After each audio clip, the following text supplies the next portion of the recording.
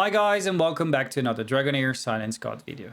Guys, in this mini series I'm making, I am trying to look back at the content of Season 1, as I've explained in the videos before, and put on video little guide for those that are maybe starting the game later and they're going to start from Season 1, and they're going to look for some support.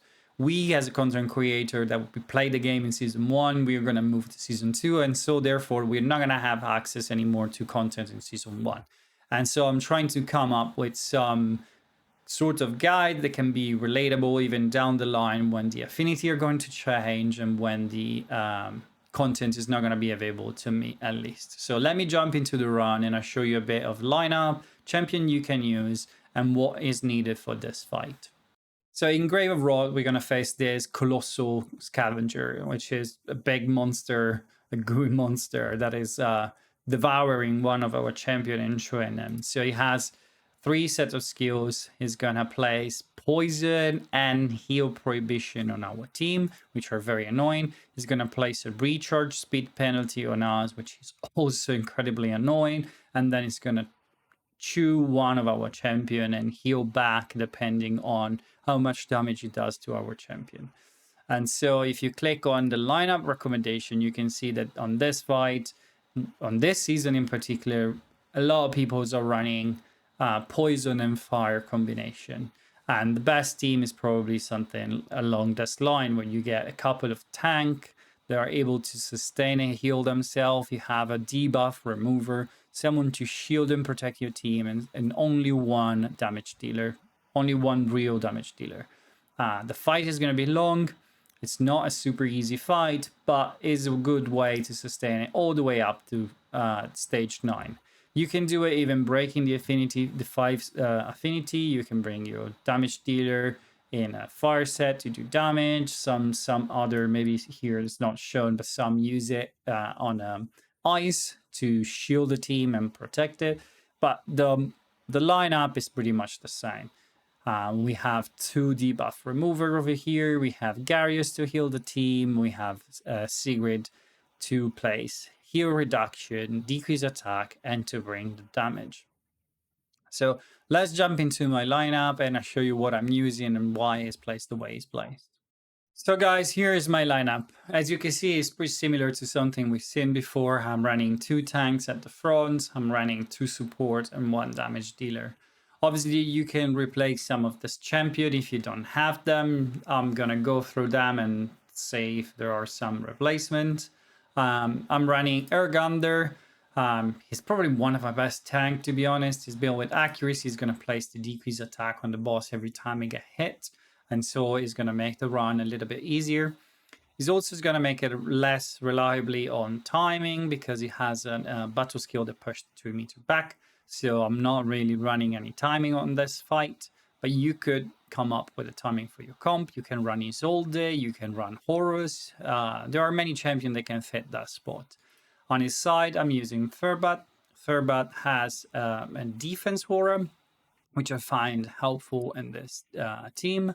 And he has a decrease attack ultimate, and he also help healing and dispelling debuff from our team. The main champion that's going to dispel our debuff is going to be Vikuk. Vikuk has his ultimates that dispel 2 debuff from the entire team. If I could put it on timing, this will remove the healing reduction always at the same time. But because I can't do that, we're going to be getting hit by the recharge penalty. This is going to fall off of sync, and therefore I'm not running timing for this. We're then going to run Adolphus. Adolphus has built as much enlightenment as possible, so you're going to try to build as much shield as possible to protect the team and keep a house running. And Sigrid is going to be my only real damage dealer. She also has the Crown of the Unclean, which is not ideal in this situation, but it helps having that decreased defense up and so do more damage for the fight. I could move I've tried move the Crown and Clean on one of the 2 tanks. It's not as effective because they're not having multi-hit, and therefore it doesn't change much. So let me show you the run and I'll see you at the other end.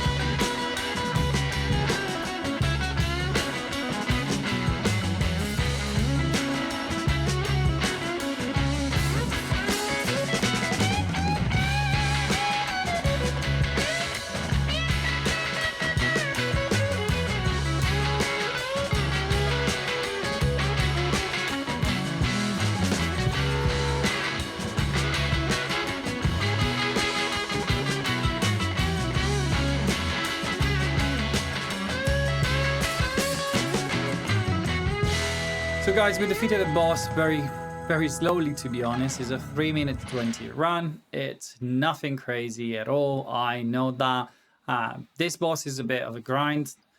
You need to have tanky champion. You're probably going to bring only one damage dealer. This makes the run very slow. There are alternatives to the champion I've shown, so don't worry if you don't have them. And a good alternative to removing the buff is to block them. And there is another couple in another affinity, which is Radiant, that is perfect for this run. And those champions are Garius and Catherine. If you have those two epics, you can definitely use it over here. Garius is crazy good to protect your team. You build him with high defense. He's going to heal your team back. And Catherine is going to keep your team heal as well. And she can block the buff because she has a 10-second block buff. And so you can get away with avoiding to take the buff in the first place. Then you need to find your set of damage dealer and supports to run the fight. But that is a good start. So guys, I hope you find this content helpful. And if you did, like and subscribe. It will help the channel grow. And I see you soon with another video about Dragonheir Silence God.